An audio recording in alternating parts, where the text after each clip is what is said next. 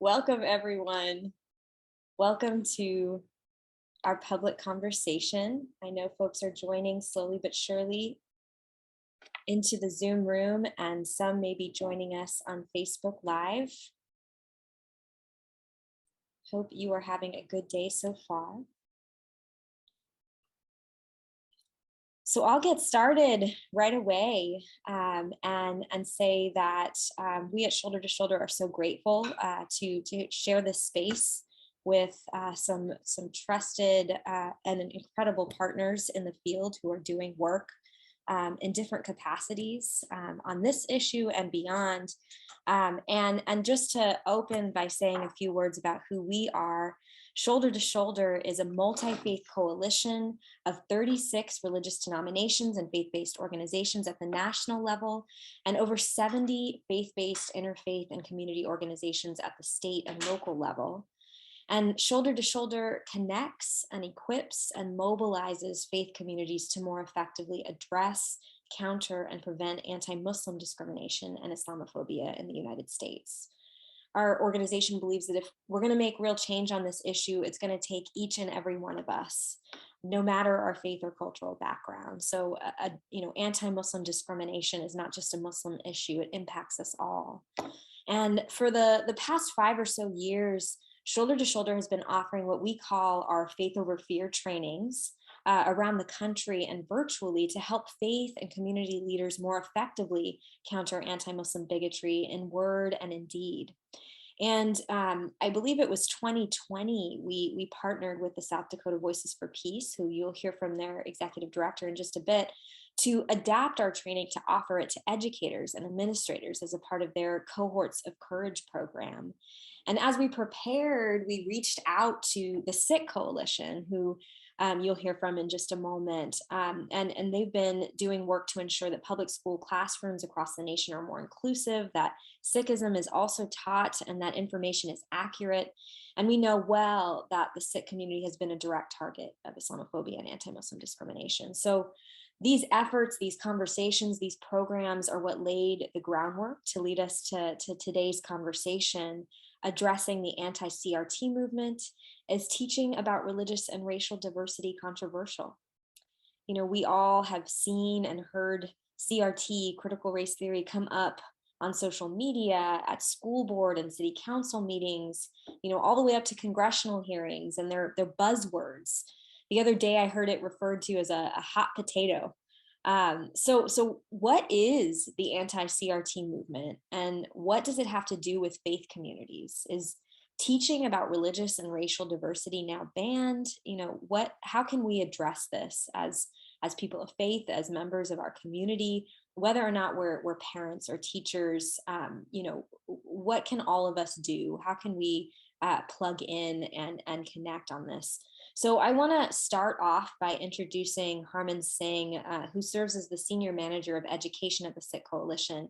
He oversees the education program, including renewing and creating educational content and resources about the Sikh faith, community, and tradition. So Harman's going to begin by defining CRT, critical race theory, what it is and what it isn't, and the intended and unintended consequences of the anti-CRT movement. So without further ado, Harman. Thank you, Nina. Thank you, Shoulder to Shoulder, and the panelists, everyone that's joining in on this conversation. I truly, truly appreciate it. As Nina mentioned, my name is Harman Singh. I'm the Senior Education Manager of the Sikh Coalition. I'll just start with a brief background on our work and how this conversation came to be in terms of why we're talking about CRT today and the definition and some shared understanding and language around this conversation. So, although Sikhism is the 5th largest world religion, Sikhs and historical contributions from the Sikh community are largely absent from state educational standards. And so the work we do is to strategically build more inclusive state education standards, ensure facts and information in textbooks are accurate about the Sikh community so that Sikh students and students of other backgrounds have a shared understanding of the Sikh community, faith, and traditions. And so over the course of the last 10 years, we've been working with community, with policymakers, with educators to ensure that at least 14 states now have information about the Sikh community included in their social studies standards. And we're engaged in a lot of other states right now as well to do the same. And so in terms of the work with CRT, I think it's important again here to start with a shared definition. And so, the CRT framework has existed for decades, but criticism of CRT has really grown more prominent, largely in response to the publication of the 1619 Project, and at the time, the growing Black Lives Matters movement. And so the 1619 Project, which the New York Times Magazine published in August 2019, really aimed to re-examine America's history by centering the consequences of slavery and the contributions of Black Americans in the United States national narrative. And so the publication also generally coincided with millions of Americans reckoning with ongoing high-profile cases of unarmed Black men being murdered by police, including George Floyd's murder in May 2020. And so for generations, there have been Americans who have rejected the idea that racism is inherent to Americans' foundation and in identity. And so in the midst of the 2020 presidential election, CRT became another vehicle to really ideologically divide people on issues relating to race and identity. And I'll just give one example here, particularly in the faith-based context. Former President Donald Trump signed an executive order that banned foreign nationals from 7 predominantly Muslim countries from visiting the United States for 90 days, suspended entry from all Syrian refugees indefinitely, and prohibited all refugees from other countries for 120 days. And so much of the rhetoric around these executive orders pointed directly to critical race theory, and really othering members of marginalized communities and claiming there is a larger culture war at play against white Americans. And so for that reason, I think it's important to start with, again, what exactly is CRT? And so critical race theory is a scholarly framework. It's been around for more than 50 years. And it really emphasizes that racism is not just the result of individual bias, but that it's instead embedded in America's institutions and policies. The theory was established in response to the reversal of many advancements made in the civil rights movement. And critical race theory provides an analysis of why racial inequities continue to hold back advancements for minority communities. So CRT explores race as a social construct and examines racism as a part of every person's daily lives. And regardless of an individual's race, one's choices may fuel racism either intentionally or unintentionally. And so CRT calls for deconstructing institutionalized racism. And so per the nonpartisan Aspen Institute, institutional racism refers to the policies and practices within institutions that intentionally or not produce outcomes that chronically favor or put a racial group at a disadvantage. And so on the education side, I'll give one brief example here of how institutional racism continues to play a role within the larger American ecosystem. So in the 1930s, the drawing of school districts were based on lending discrimination, otherwise known as redlining. And this meant that banks denied mortgages to Black families who sought homes in neighborhoods that were deemed to be white. This allowed for federal and state investment in Black neighborhoods and communities to be substantially less than that in white neighborhoods, and for the Black community to have simply less access to important resources. And so over time, a lack of investment in Black neighborhoods resulted in lower property taxes in Black neighborhoods. Simultaneously, America created a system where property taxes are heavily relied upon for school funding. And so now non-white school districts receive $23 billion less dollars in white districts, serving the same number of students. And so the fact that school quality is closely correlated with zip code speaks to the lasting institutional impact that redlining had on education and a number of other measures in the quality of life. And so this all returns to examining race in the institutions created by America, which impact outcomes for Black communities. And so these are the types of issues that CRT seeks to explore and crystallize. You'll note here, this is not a matter of diversity, equity, and inclusion, right? CRT provides a much more specific and succinct critique that extends beyond DEI initiatives that schools often initiate. And so the angst and ongoing efforts to ban CRT from K through 12 education often lead to the widespread misnomer that it's being taught in K through 12 schools in the first place. Most educational experts agree that CRT is mostly a college academic theory and that it's not really being taught in almost any K through 12 classrooms. Even still, CRT has been co-opted and misappropriated to now object to any discussion of race, identity, or culture in the classroom. And so many of the anti-CRT efforts that we're seeing across the country are being increasingly used to thwart discussion of basic historical facts, such as the impact of slavery and Jim Crow segregation on communities to this day. And so I'm sure we'll touch more on that. And if there's more context in terms of what CRT is, I think we'll certainly get into that as well. But I'll hand it back over to Nina for us to kind of open up the discussion here. Thanks so much, Harman. And I recognize too that I didn't introduce myself. I'm Nina Fernando with Shoulder to Shoulder, and really excited to welcome Taneeza and Hussein into the conversation today. So Taneeza Islam is the executive director and co-founder of South Dakota Voices for Peace and their sister organization, South Dakota Voices of Justice for Justice. And we're proud to say that they are members of our Shoulder to Shoulder community network. And Taneeza is a first generation American Muslim immigration lawyer who has called Sioux Falls her home since 2012. And Dr. Hussein Rashid is a scholar and educator specializing in Muslims and US popular culture and Shia justice theologies. And he's the founder of a religious literacy consultancy, Islamicate, L3C, and serves on the board of the Interfaith Center of New York, and is currently a part of a fellowship of religious leaders developing strategies to combat white nationalism and white supremacy. We're also proud to say that he's a member of Shoulder to Shoulder's consultative circle. So I want to invite each of you, Taneeza, Hussein, and Harman, to share how your own work and the work of your respective organizations have been impacted by the anti-CRT legislation or the anti-CRT movement. And I invite you to specify by telling us more about a particular project or program or effort that you or your organization works with that relates. Whoever would like to go, jump in.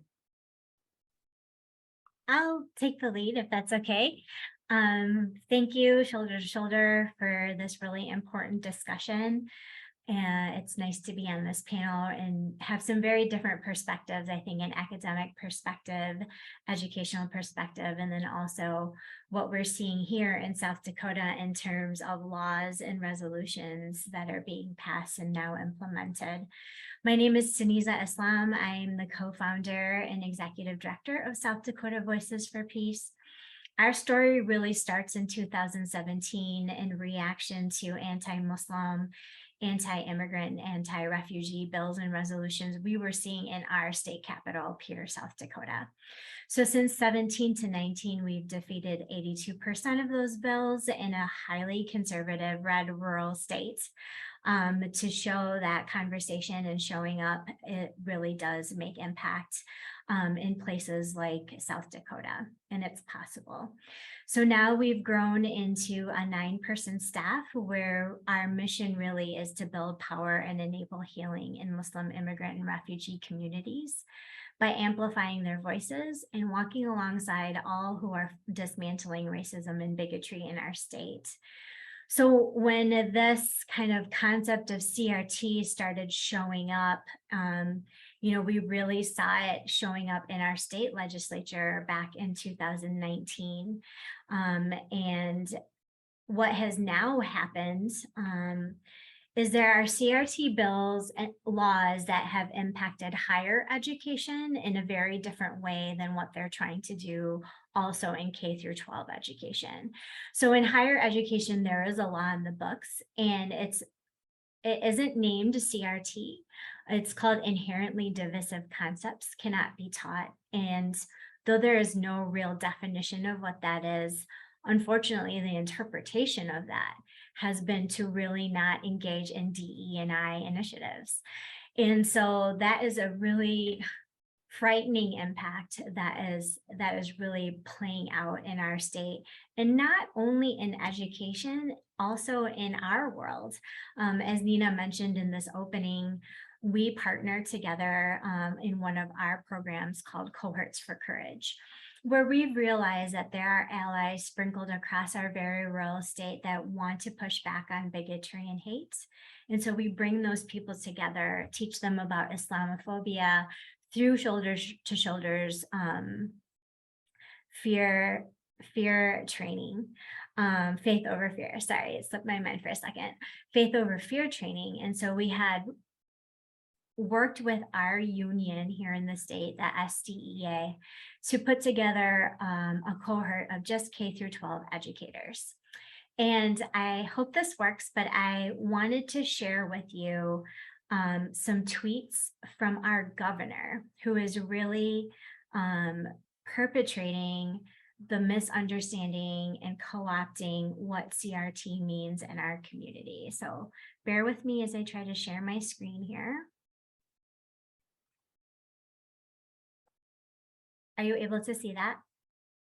Okay, wonderful. So as you can see, we have images of kids, crossing out critical race theory, and then governor proclaiming and being really proud of passing bills and resolutions to ban mandatory CRT trainings at the collegiate level, as well as in K through 12 public education. And in speaking with university professors, actually, let me take one step back when it comes to higher education.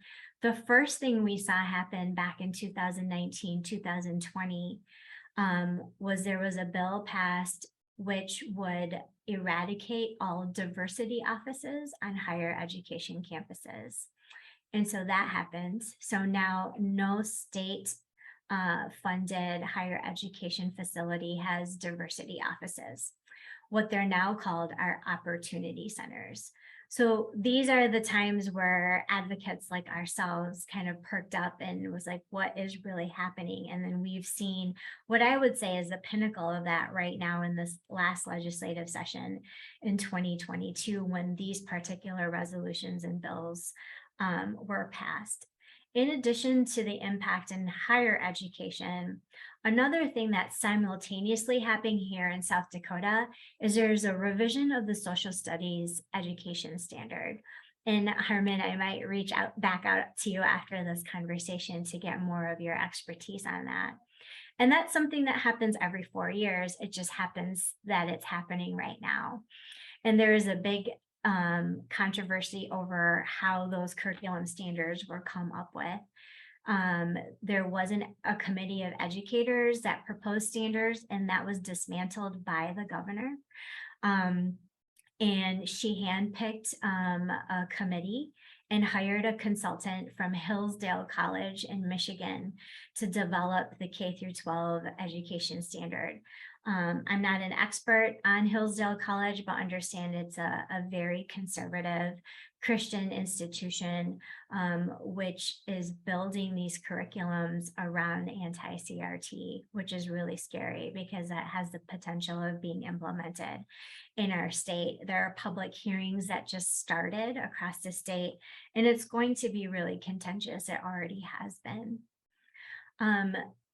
So what we were worried about specifically in terms of how it's impacted our program is this particular tweet back in April of 2022. There was an organization that was trying to do equity training for educators about 6 hours west of us in Rapid City area, Spearfish area. And the governor tweeted that she had directed the Department of Education not to approve continuing education units for teachers who took any type of training like this, these divisive concepts. So that had a very great chilling effect on the program we were trying to have in June. And we ended up only having 2 applicants and needing to postpone our training and think out of the box on how we could entice overly worked educators to take these trainings, because it's educators themselves that had reached out to us and to SDEA saying they wanted to learn more on how to support kids of color, students of color, and learn about inclusion efforts in IDI inventories that we offer. And then lastly, it's an election year. And so these are the types of things that we're starting to see in our mail and on social media, attacking the Democratic candidate for governor, Jamie Smith. He himself is an educator, a former educator, and just using the word critical race theory. So it's just unfortunate because this word now in South Dakota and across the country means so many different things. And it's just a scary thing for a lot of people who don't dive deeper. And it's becoming a real problem because we don't have a soundbite to really counteract the perception of what this theory is. And it makes it really difficult then to educate the community on why this insertion into K through 12 education and higher education is really problematic. And then just lastly, I wanted to share a conversation that I had with a professor at a local university. I asked her if she was worried about more conservative leaning professors being attracted to jobs here in South Dakota because it's a safer environment for that type of teachings to happen. And she said to me, we have conservative professors, and that's not really, neither here nor there for her specifically. What she was concerned about, because it was already starting, is that certain students are feeling emboldened to tell the university that they don't have to take these classes because CRT is banned. And that's what she's worried about. So just a quick overview on what's going on here specifically in South Dakota. And I look forward to questions and where this conversation takes us. Thank you.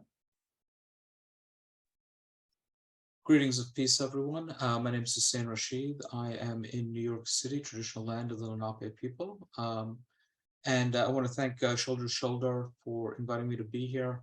I also want to take a second to thank the Sikh Coalition, who in many, many years of rising Islamophobia in this country have always stood as allies to the Muslim community in deeds and in words. And that I want to acknowledge that and make sure that it's known, that it's seen by my community. And we love you for it, and we thank you for it. I think the way this shows up in some of my advocacy work is the Interfaith Center of New York runs a program called Religious Worlds of New York, which is, and I think, Taneeza, this plays well off of what you were just talking about for education, which is a professional development opportunity nationally for teachers to come and learn about how to integrate teaching religion in ways that fit within the parameters of the First Amendment and into general, core principles of curriculum, the National No Child Left Behind Act type of standards. And the thing that I ran into this summer is I teach religion professionally, university level. I can't teach religion in the United States without talking about race, right? They're intimately linked. When you think about, Harman mentioned the Muslim ban under the so-called Muslim ban under President Trump. The first Muslim ban was from the Iberian Peninsula, where after the Reconquista, the Spanish monarchy didn't want Muslims coming to what would become the Americas because they were afraid that Muslims would foment a revolt. Double digits of enslaved peoples coming to the United States from West Africa were Muslim. How do you disentangle race and religion in that situation? When we think about the one-drop rule in the United States, again, that comes out of the Iberian Peninsula. You couldn't be a good Catholic if you were previously Jewish or Muslim, because that was an indicator you were an Arab. So race and religion are intimately linked together there. So how do you teach religion without teaching race? And so teachers are very concerned about how do they tell the history of the United States if they can't mention, if the very mention or the idea of mentioning the word race and anything other than saying the white race is good and blameless is going to get them into professional trouble, because this is essentially what the anti-CRT hysteria is. It is just like the every wave of hysteria we've seen around elections. It has no basis in reality, but it's a very powerful rhetorical point that serves to subjugate marginalized people in this country and to keep America from moving forward in a way that is more fulfilling of its ideals, if not its realities. It keeps trying to pull us back. And I'm going to paraphrase Toni Morrison's famous quote about the real function of racism is a distraction. And this is what anti-CRT is. I think, as somebody who also does work in theology, I also have to see anti-CRT work as inherently anti-Christian. Because if you cannot name your mistakes, if you cannot name your sins, how do you turn away and repent for them? How do you acknowledge the idea of sin if you say it is impossible for white Christians to sin in this country? And so there's something inherently anti-Christian about being anti-CRT as well. There are many, I think the last point I'll mention, because I really do want to get to a conversation and to questions, the last point I'll mention is in my college classrooms, there are students who are coming to me, who are hearing for the first time, right? And these are 18-year-olds. So it's really, we're not talking, if we talk about anti-CRT, we're talking about an 18-month window from our perspective. Obviously, this has been percolating for a bit. But even without anti-CRT, without this anti-CRT push, you have students who've never been exposed to the idea that enslaved people built this country, right? They were just like, oh, we had slavery, slavery's over, it's good. But how do you think this country was built? On what labor was this country built, right? And so they have no idea of how this country is constructed. So how do you create an informed body politic if you can't talk about race and you can't talk about religion, when these are the things that dominate every popular discussion in this country?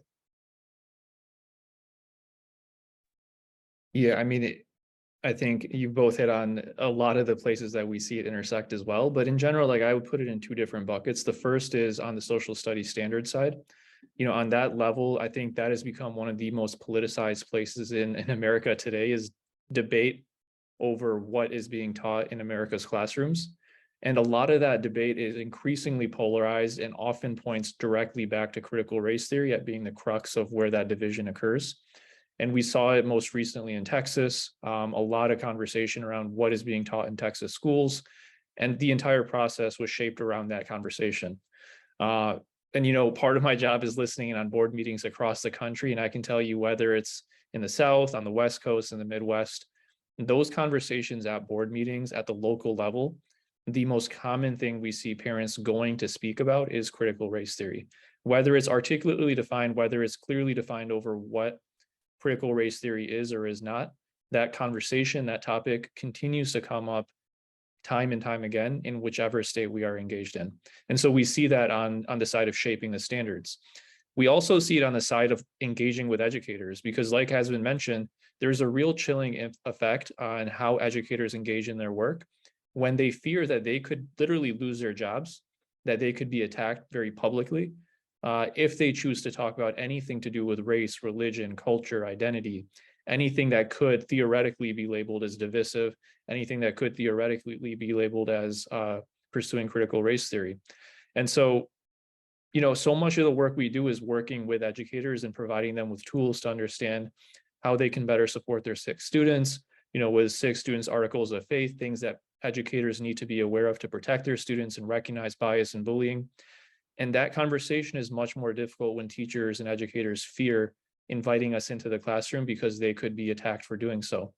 And then the final part here, and Hussein, you mentioned it as well, is it is very hard to separate race from religion when we're talking about so many of these really difficult and important conversations, right? When we talk about anti-Sikh bullying, there is an intersection with race, national origin, there's an intersection with gender. If we can't bring those topics up, it is much harder to have an honest and real discussion about the challenges students are facing. Thanks so much for sharing. There's so much there. I just, thanks to Cassandra Lawrence from our team, I had the chance of watching this segment where two parents who were very, very concerned about CRT explored and had many conversations with different experts and teachers and staff in different capacities to understand a little bit more what is critical race theory and what it isn't. And one of the conversations they had with someone who serves at the county level to run its diversity, equity, and inclusion work, mentioned, and I thought it was just really well put in a very simple way. Often as parents, our lens is for our children, but our children are also in the classroom with many, many other children. And when we think about DEI work, diversity, equity, inclusion work, we can use the shoe metaphor. And we all have different sized feet, and you can't just give a classroom all the same shoe in the same size, because it wouldn't fit a lot of the students. And so I just really appreciated that very simple way of breaking it down to talk about the difference and diversity in the classroom. So stepping back, in that spirit of kind of breaking it down, simplifying, I want to ask you all the question that's noted in the subtitle of this conversation: is teaching about racial and religious diversity controversial? So is it? And why or why not? Is there a time when there's a line that it can become controversial? And as a follow-up to that question, what's at stake if we don't learn about personal and societal experiences of racism and discrimination? So that's a lot of questions all at once, but really, tell us a little bit more. Is teaching about racial and religious diversity controversial? Can it become that way? Is there a line? And what's at stake if we don't talk about these issues?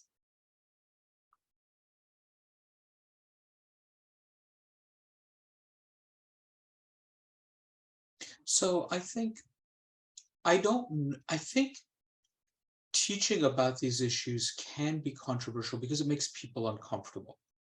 But as an educator, that's how good learning happens. But it has to be managed, right? If I make you uncomfortable to be mean to you, to hurt you, that's not an educational space. That's not a space for you to grow, for me to grow, for us to grow, right? It's about intentionality, about thoughtfulness. And when I teach, I do want you to be uncomfortable.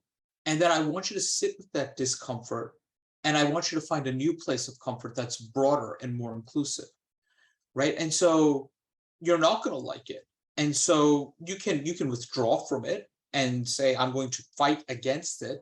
That's when it becomes controversial. When you're saying I'm perfect and I can never make an error, that's when you are fighting against or battling against this. I just finished, I'm teaching a theory and methods course in religion this semester. And I just finished a unit on the intersection between race and religion, very similar to what we're talking about here. And I talk about the relationship between anti-Semitism and racism. Anti-Semitism is a form of racism, but is also something distinct from. And my Jewish students, you can see, have this moment of, okay, I have better language to articulate my discomfort. And then students who are not Jewish and perhaps may not be as aware of anti-Semitism are not sitting in a good space because they don't want to be considered racist, but see anti-Semitism as something different than racism, right? So how do I manage those students in a way that says, this is not about you specifically. This is about the culture and society in which we live. How do you want to place yourself in that culture and society? And what do you want that culture and society to be? In other words, giving them agency while having them be uncomfortable.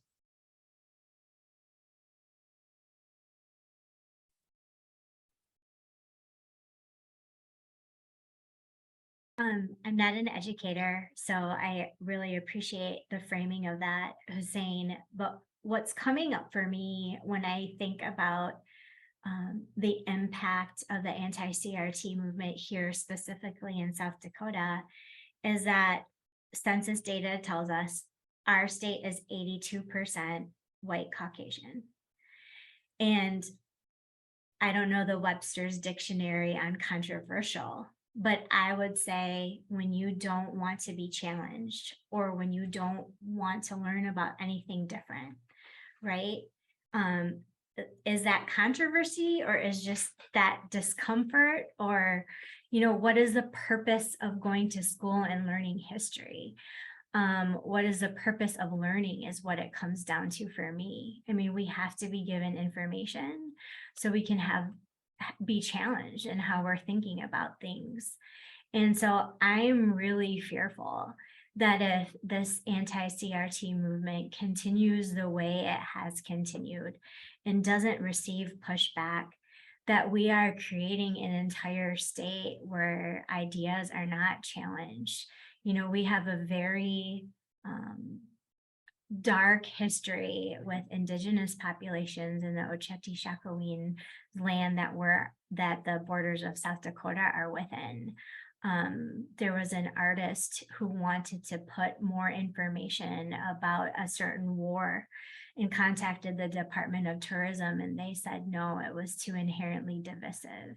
So this is going beyond education in our state. You know, different state actors are impacting what information is available to people in our state.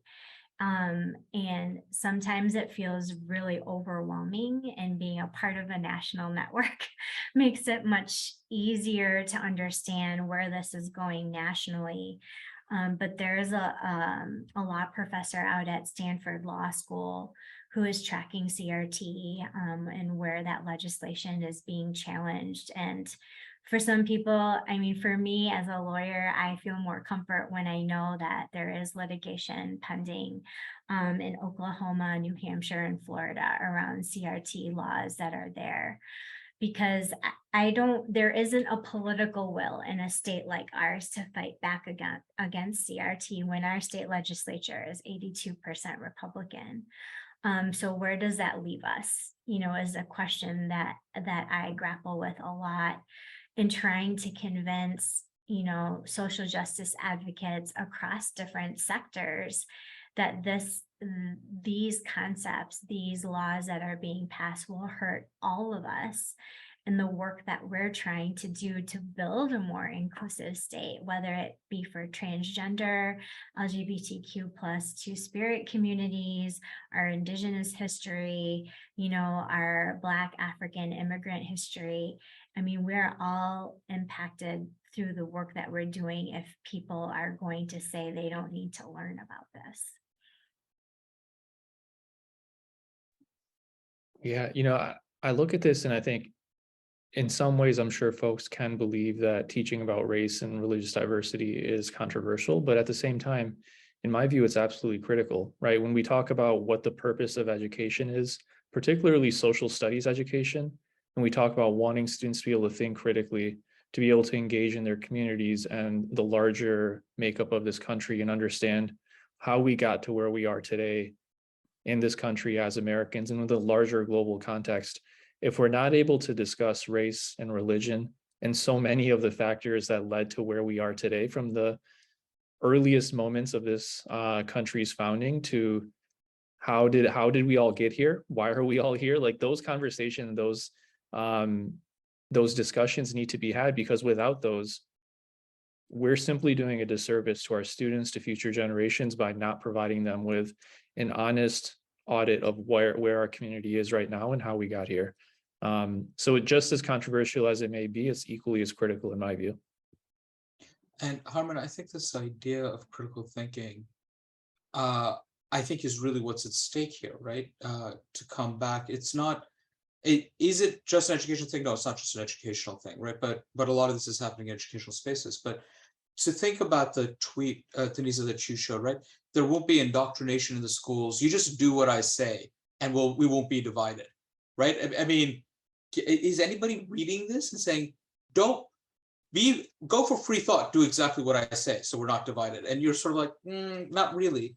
And if we don't want divisiveness in this country, does that mean you're a royalist? Because I think people like Thomas Jefferson, Ben Franklin, with all their faults, were pretty divisive in their time period for independence. We know there's a large overlap with anti-CRT activists and pro-Confederacy people, but the Civil War was kind of a divisive point in American history if people really want to talk about division in this country.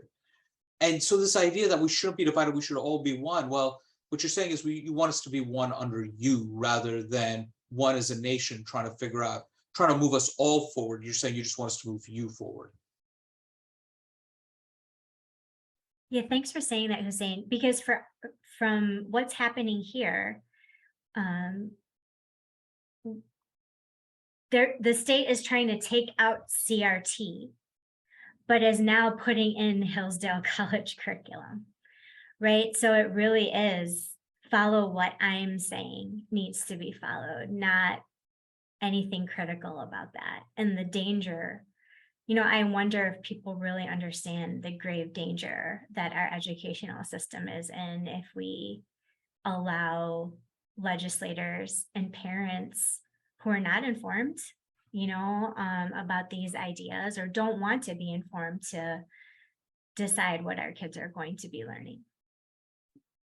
And I think part of that is also critically important, is listening to the educators who in the classrooms have largely and overwhelmingly said that critical race theory is not being taught in our classrooms.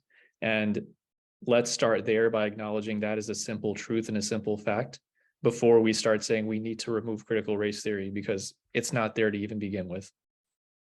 And, Harman, I think I see a question popped up about how do we invite people into conversation around CRT if they automatically get their shields up when we say CRT. And I think that's exactly right. None of us are talking about CRT, right? I mean, I teach at the university level. I don't teach CRT. I talk about the relationship of race and religion, which is totally different, right? We're talking about the complexity and the totality of American history and what are its implications for today. Now, you can choose not to learn American history, I think is what you're saying. Do you want to learn American history, yes or no? If the answer is no, Hillsdale College is your route, right? If the answer is yes, then you really want a good, robust public education system. And I think that's what's at play.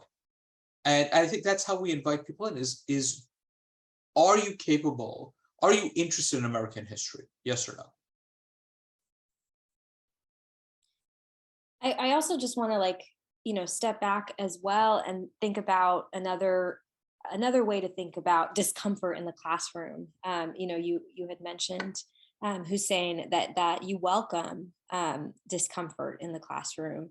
And, I'm thinking about my best friend's husband, who's a math teacher.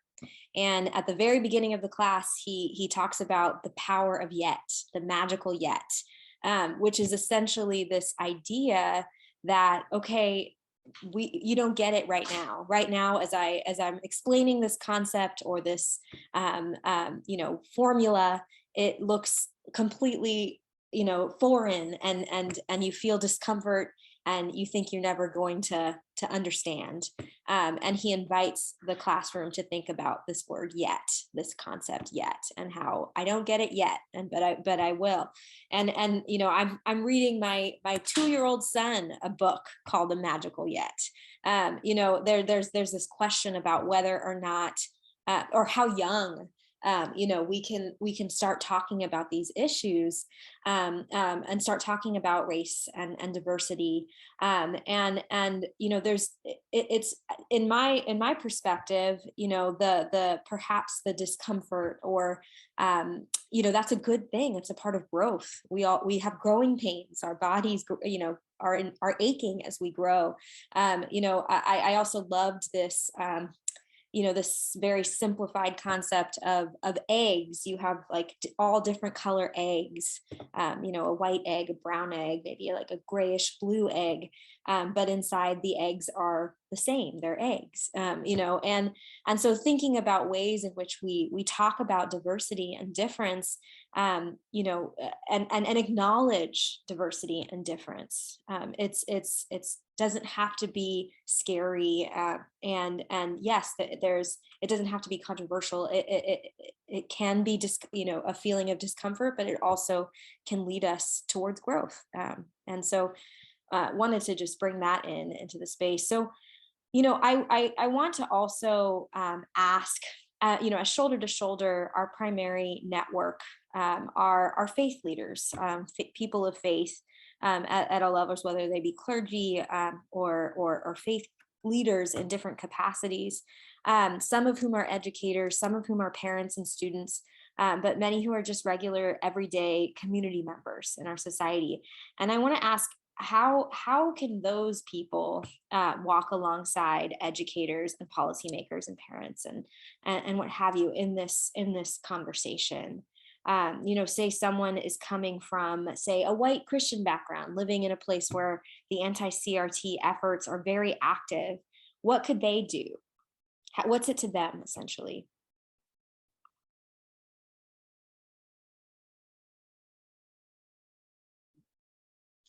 I think, sorry, Taneeza, please go ahead. Go ahead.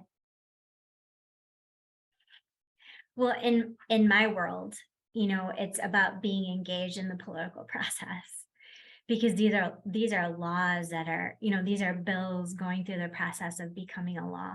And we forget how important local politics is until it's kind of, we're always on the defensive of local politics, it feels like, as of late, because things are happening and they're passing and implemented, and we're like, oh, wait a second, why didn't we push back earlier?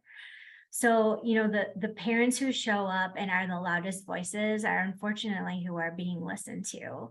And we need to have the courage to go to the school board meetings, to talk to our legislators, our city council, our superintendents, our principals, in the same veracity that they're getting from the other side. Because oftentimes what I hear is, well, I'm not hearing from anybody else. What I'm hearing from is the anti-CRT, and that's what scares us. We don't want to make them upset, so getting engaged in the political process, especially if you're in a place where these are social studies standards that are being discussed in public hearings, or if it's in a legislative place where you can testify for or against, depending on the bill,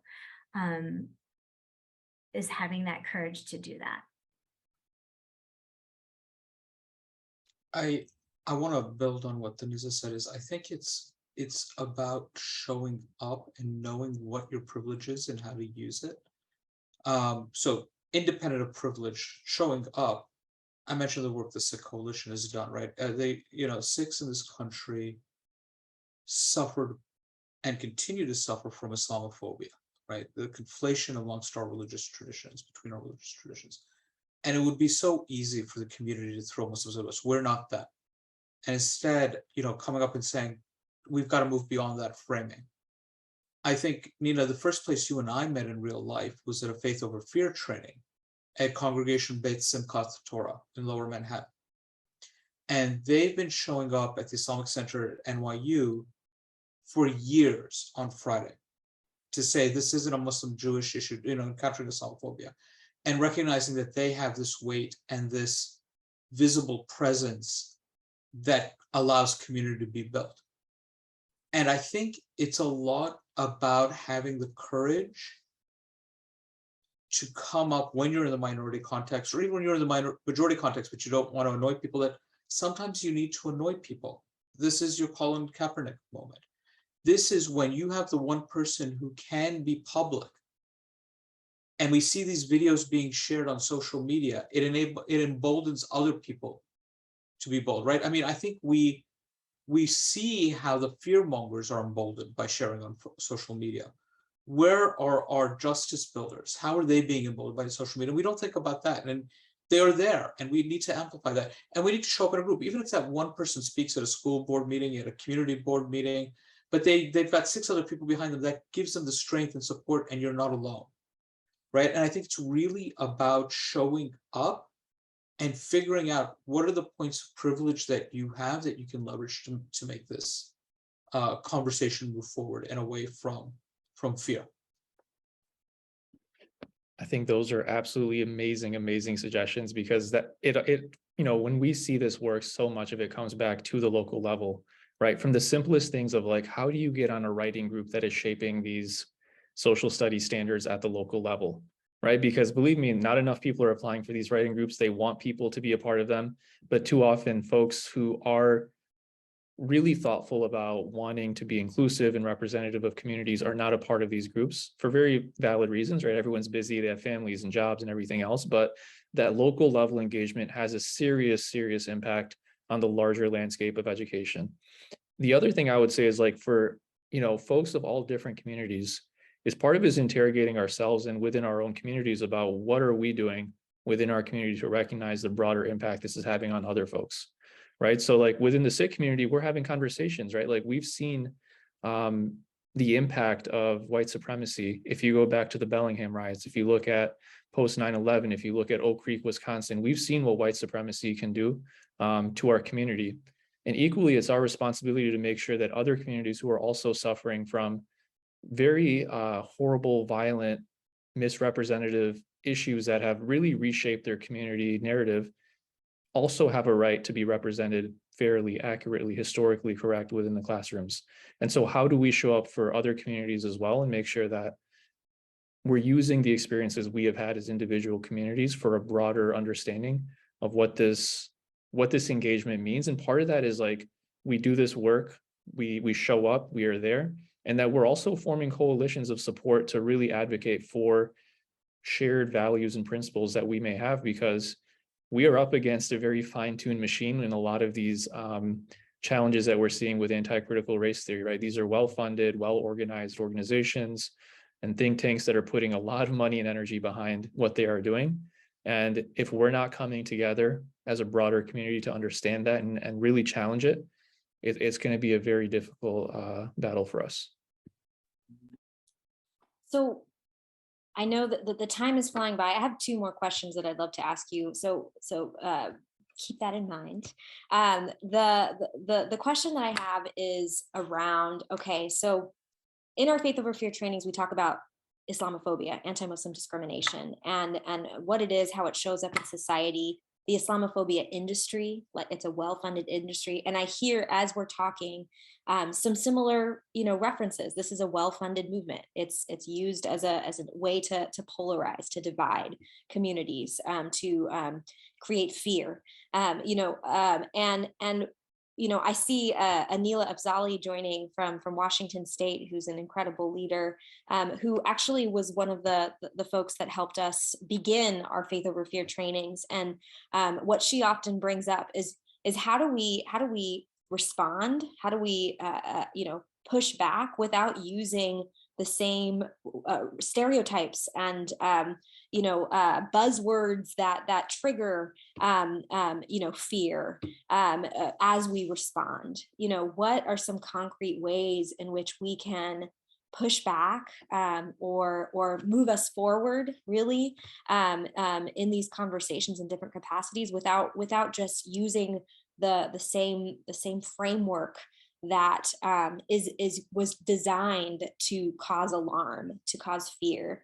What's some concrete language, for example, a faith ally might use in their letter or their call or their public comment? What are some ways in which we can be proactive and pay attention to how, for example, the anti-CRT movement is very much intentionally designed to cause alarm and fear?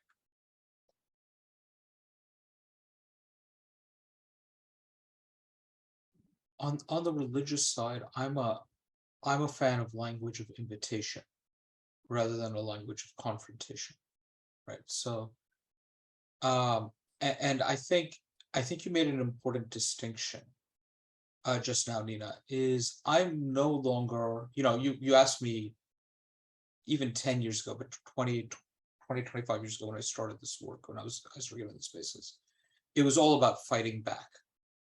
And you realize that's always a losing proposition, right? For every dollar I can raise, they're raising 1,000. There's no winning in this, right? In this war of escalation. And the goalpost will always move, always. You cannot win on the other person's rules of engagement. It's about moving. It's not against pushing back. It's about thinking forward, thinking of the future. What is the society I wish to craft, and who am I inviting into that? And do you want to join me in crafting that? And that's fine if you don't, but then have an alternative vision, right? Because if your entire purpose, your entire existence is bent and dedicated to tearing down and not building up, you'll always reap the benefits of the work that I do, but I will receive nothing from you. And so that's not beneficial to me, right? And so you can continue to tear down, but my job is always to build up, and that's the way forward. So here's the invitation. And I think the language is very specific about what is it that we want to do, right? If you want to spend $1.5 billion on doing anti-CRT conferences, that's great. I want to invite somebody to come in and give me a third of that. Give me $500,000 to do inclusion work at the next. I see somebody who said social studies conferences, social studies teachers conferences are amazing spaces. You can get a lot done for a little bit of money there, right? And the impact, our teachers do amazing things. So here's the, here's the invitation. Or food security in New York City, right? As we pull away the idea that students have a right to food in school, we should go back to funding students, and this is how we support their education. So here's the invitation. Give me $500,000 to feed our students this year, right? In the New York City DOE.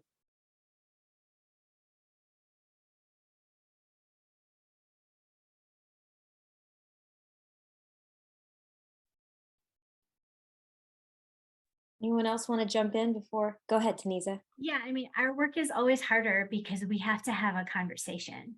We don't have the soundbite. It really is, as legislative candidates are knocking on doors, and I work with some candidates in town, they're telling me people are asking them about CRT and what their position is, and it gives them an opportunity to have the conversation. At the same time, there is a sense of urgency because our social studies curriculum standards are up at public hearings right now. And we do have to think of sound bites. One thing we didn't really talk about is, what does CRT mean to the other side? What I'm gleaning from the communication that I'm seeing in the social media posts that I'm seeing, they don't talk about race or diversity. They talk about patriotism. We don't want to feel bad for being Americans, right? And so it's a very interesting frame that we need to figure out how to work within sometimes and work outside of as well, and having those deeper conversations. So strategically, we're always looking at, long-term solutions, which is having those conversations, having spaces like this that are available for people just to come and listen to what's being talked about. But also some short-term solutions, which is always harder because all of us want to have the deeper conversation on these issues. Yeah, and I'll just really quickly chime in here. One of the winning arguments that we continue to use with educators when we engage is, one of the best ways to reduce bullying and to improve student safety in the classroom is through better learning and understanding who your students are and ways that you can better support them. And as everyone has said, the teachers in this country are doing an amazing job and fighting very difficult situations and challenges they have with funding and resources, and I mean, quite literally being under threat in many cases in the classroom. And so I believe the teachers are our allies in this, the educators are our allies, and working directly with them to really make the case that this is about protecting our students and creating safe classrooms for our students is an argument in a case that continues to prove valuable for our organization. That is a perfect note in this final question in our tiny bit of time that we have left. What inspires and motivates you, as it relates to this work? It's clearly been a very challenging time. We saw those slides from Taneeza. We're hearing the context that we're in at this current moment, how it's connected to elections, and we're in the midst of that. What has inspired you? And Harman, you mentioned teachers. Absolutely, teachers are so incredibly inspiring, and I'm so grateful for them and what they do. Any other little bits or glimmers of hope that you have seen in this work? I had 2 kids in the public school district here. I need them to learn history as it is, and so the way I engage is through this advocacy and getting other people to show up. And that's what keeps me going. I think I'm going to come at this from 2 directions. One is, as a Muslim, there's a verse from the Quran, chapter 4, verse 1, that we're all created from one soul, and that we therefore have an obligation to one another. So another verse, this is repeated a couple of times, so the paraphrase is repeated in different ways throughout the Quran, is that we're different, but we're supposed to compete with each other in good works, right? Not just competition, but to compete to do better, to do good in the world. And I keep thinking about a theology of creation. We can say the world, God made the world, God created the world, but we're still making it. And I want to be an active participant in that making. I don't want that, talking about the language of invitation, right? why did God create? For us to have an obligation and a responsibility. And I'm not going to shirk that responsibility because it's hard. And if I'm competing to do good works, then my obligation is to go out into the world and do those good works and shape this world for a future to make it easier for other people to do good in it.